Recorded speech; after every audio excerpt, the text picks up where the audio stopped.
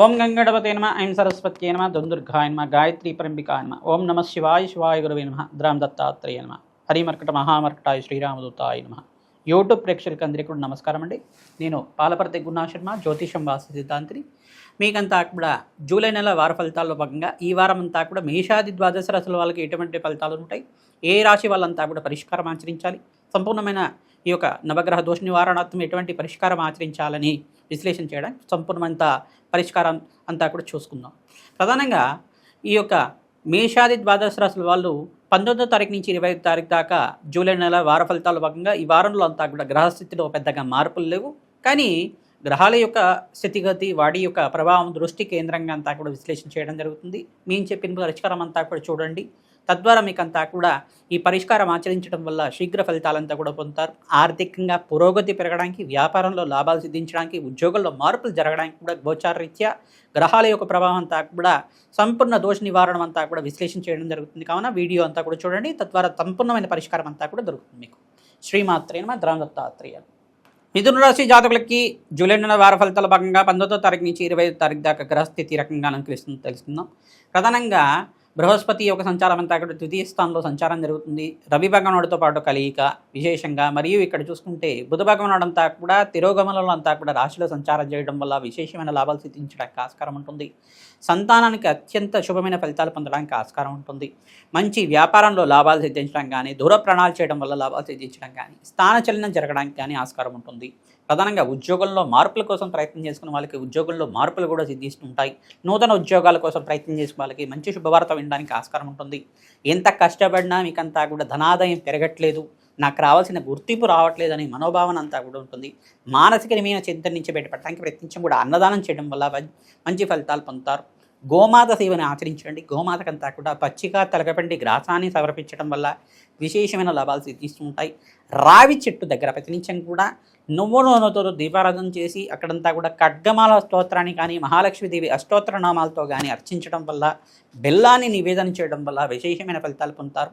శీఘ్ర ఫలితాలు పొందడానికి ప్రతినిత్యం కూడా వృక్షరాజమైన ఈ యొక్క రావి చెట్టు దగ్గర ప్రతినిత్యం కూడా ప్రదక్షిణాలు ఆచరించడం, ప్రతి ఈ యొక్క గురువారం రోజునంతా కూడా ఈ యొక్క వృక్షరాజానికి అంతా కూడా ప్రీతికరంగా ఈ యొక్క రావి చెట్టు దగ్గర మీరంతా కూడా ఆవునైతో దీపారాధన చేయడం వల్ల, రావి చెట్టు దగ్గర మీరంతా కూడా ప్రతినిత్యం కూడా మహాలక్ష్మీదేవి యొక్క చరిత్రని పారాయణం చేయడం వల్ల విశేషమైన ఫలితాలు పొందడానికి ఆస్కారం ఉంటుంది.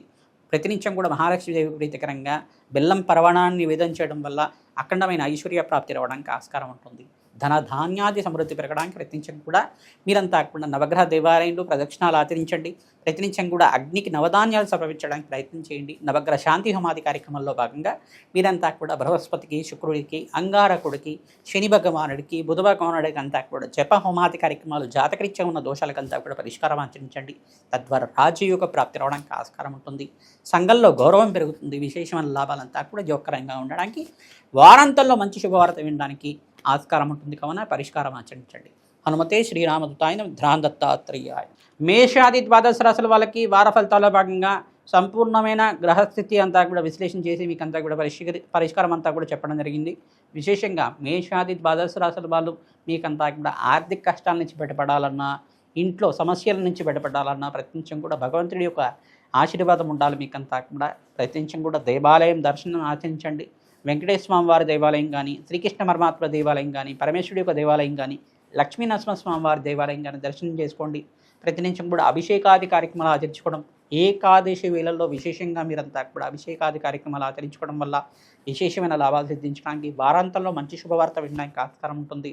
ప్రతినిత్యం కూడా అన్నదానం చేయడం వల్ల ఆర్థికంగా కష్టాల నుంచి బయటపడడానికి ఆస్కారం ఉంటుంది. విశేషంగా అనాథాశ్రమంలో కానీ, దేవాలయ ప్రాంగణంలో కానీ, బీదవాళ్ళకు కానీ మీరంతా కూడా అన్నదానం చేయడం వల్ల ఈ యొక్క గ్రహస్థితి అంతా కూడా మెరుగుపడుతుంది. విశేషంగా శనిగ్రహ దోష నివారణ అవ్వడానికి ఆస్కారం ఉంటుంది.